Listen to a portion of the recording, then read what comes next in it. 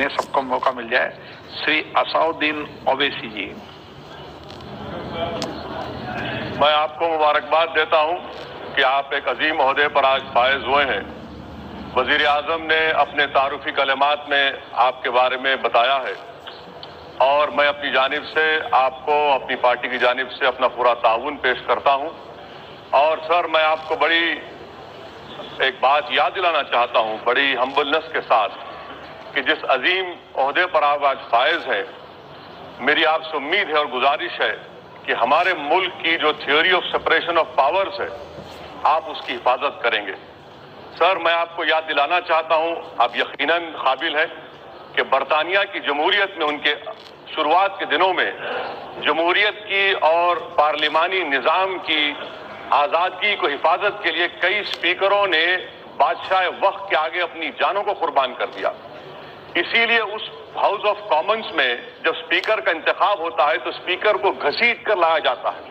हम आपसे उम्मीद करते हैं कि आप यकीनन एक इलेक्टेड गवर्नमेंट है, मगर हम आपसे उम्मीद करते हैं कि इलेक्टेड गवर्नमेंट एक मोनार्क ना बन जाए, इसलिए आपको एक बहुत बड़ा रोल निभाना पड़ेगा।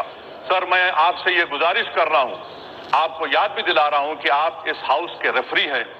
आप रेफरी बने रहेंगे, आप गेम का हिस्सा नहीं बन सकते। सर, आखिरी बात यह है कि आप राइट साइड से आए हैं, आइडियोलॉजी भी राइट हो सकती है, मगर आपसे मैं गुजारिश कर रहा हूं कि लेफ्ट साइड भी नजर करम करते रहिए। मेरी आपसे गुजारिश है कि अब आपकी आइडियोलॉजी यकीनन कौलन शक्दर होनी चाहिए और इस पार्लिमानी निज़ाम को हम बेहतर से बेहतर चलाएंगे। आखिर में सर, मैं आपको याद दिलाना चाहता हूं बड़ी हम्बलनेस के साथ कि आपके इख्तियारात बहुत ज्यादा हैं। आर्टिकल 92 और 97 आपको इंडिपेंडेंट करार देता है और सर, डिस्क्रिशनरी पावर्स आपके बहुत ज्यादा हैं। मेरी आपसे गुजारिश है कि जब आप अपने डिस्क्रिशनरी पावर्स का इस्तेमाल करेंगे तो जरूर इस बात का ख्याल रखिए कि मैं जो फैसला करूंगा उससे डिबेट होगा या इस हाउस को स्टाइफल कर दिया जाएगा।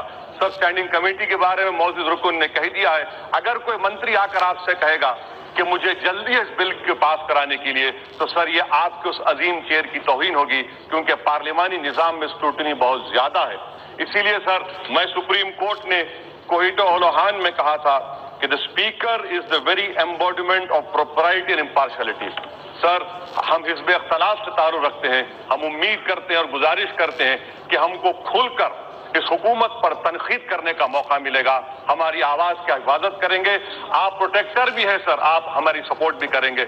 मैं फिर से आपको मुबारकबाद पेश करता हूं। शुक्रिया।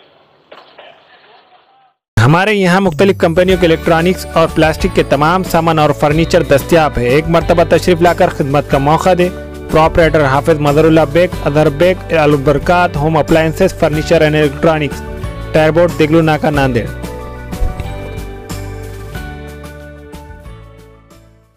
Nanded Urdu news YouTube channel को सब्सक्राइब जरूर करें और बेल आइकन को क्लिक करें। बेल आइकन को क्लिक करने से होगा ये कि आपको लेटेस्ट न्यूज़ अपडेट की नोटिफिकेशन मिलती रहती है।